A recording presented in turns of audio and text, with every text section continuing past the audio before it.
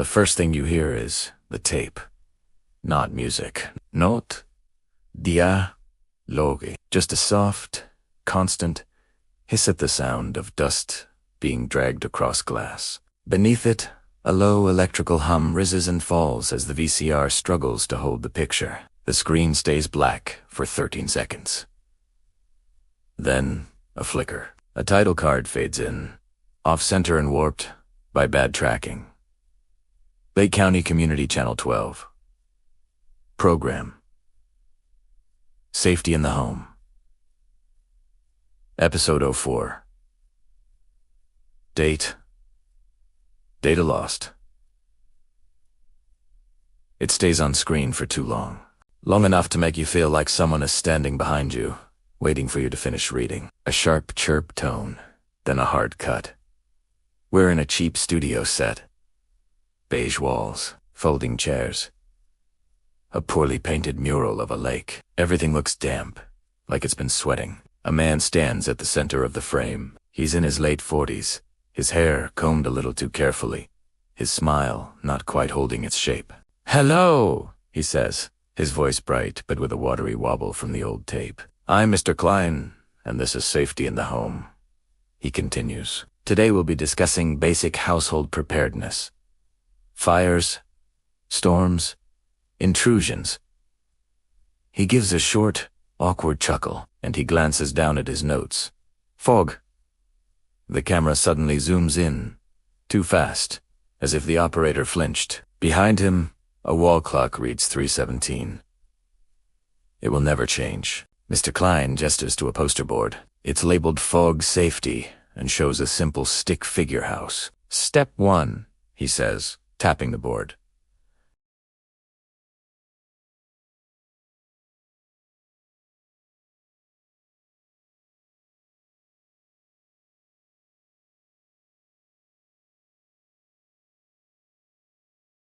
The marker squeaks as he draws a line under the words a long, slow, wrong sound. Fog carries sound differently, he explains, turning back to the camera. People can sound close when they're far. People can sound far when they're close.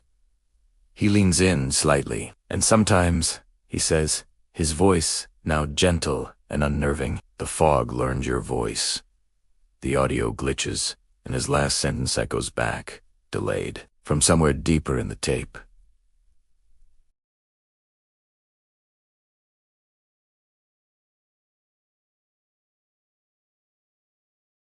"This card confirms that you are you," he says. "If your neighborhood has been selected," the word selected stretches into a low, distorted groan. "Carry it on your person. It's for your safety." Suddenly, a phone begins ringing off camera. It doesn't stop.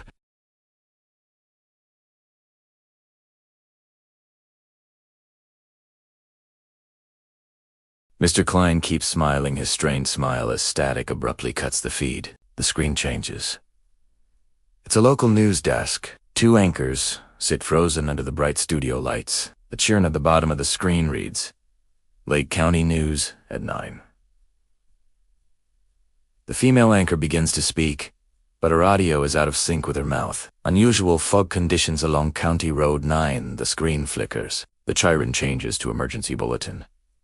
The anchors are frozen again, but this time it's different. They look empty. A warped. Grading alert tone plays. White text overlays their blank faces. This is a DEXTER program message. Do not approach the fog. Do not speak into the fog. Not look for yourself. The last line types itself out again, as if for emphasis. You will find it. The screen cuts to black. The view is now shaky. Handheld footage. A flashlight beam cuts to a narrow, dark hallway. Amon whispers, his voice tight with fear. It's in the out again. A woman's voice hisses back. Don't name it. The flashlight beam lands on a window. Outside, the fog is thick, pressing against the glass like it has weight, like it wants to get in. Then comes the knocking. 1 knock. A pause. 2 knocks. Another pause. 3 knocks. That's Dad's knock, the man says, a flicker of hope in his voice. That's not him. The woman whispers, her voice trembling. A face begins to form in the fog, pressed against the glass. It's wrong. The features are uneven, distorted. Its mouth moves, and a voice comes through the window, muffled but clear. "Let me in." A child's laugh follows, eerily familiar. "Mom," the woman lets out a sob. "Our son is upstairs." And from upstairs, another voice calls out, "Mom."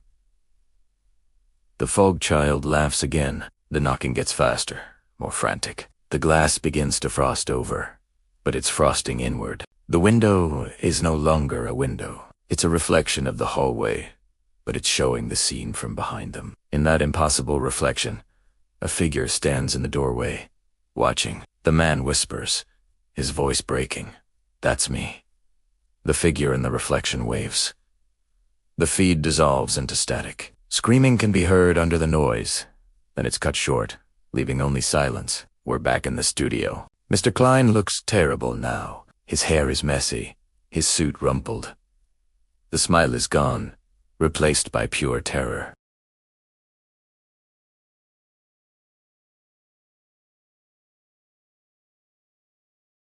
The fog isn't weather, it's a boundary. The dark doorway behind him is open. "Dexter exists to keep you consistent," he says, his voice breaking. That's what they told us. The poster board behind him has changed. It now shows a human face, split down the middle. One side is normal, the other is wrong, distorted. Below it are the words, "You are not the first version. Don't engage," Mr. Klein whispers, his eyes wide.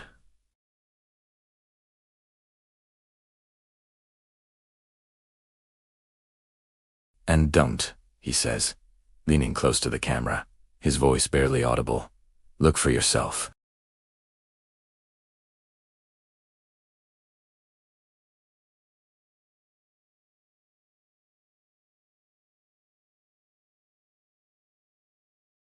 Then, it's back to normal. "If you already saw it," he whispers desperately. "Do one thing," he pleads with the camera, "with you." A voice comes from the dark doorway. It's his voice. A perfect copy. "Hello. I'm Mr. Klein." A tall, shadowy figure unfolds itself from the darkness. It's smiling, a smile far too wide for its face. "Please confirm," it says in Mr. Klein's voice. Mr. Klein lets out a raw, blood-curdling scream. The screen floods with static. Wet, tearing sounds and heavy breathing fill the audio. Then, silence. A moment later, a cheerful voice breaks through. "Hello, I'm Mr. Klein, and this is Safety in the Home." He's back, standing perfectly. The clock still reads 3:17. "Step 1, he says, with that same strained smile. "Remain calm."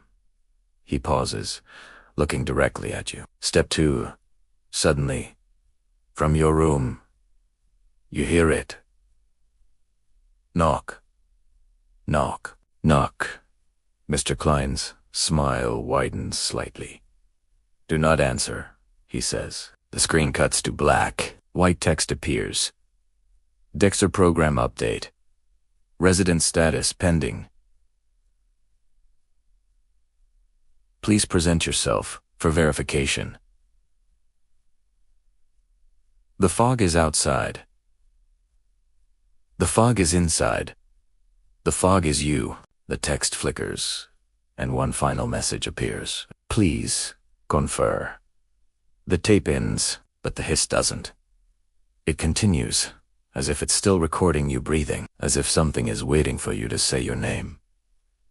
Thanks for watching. Subscribe for more.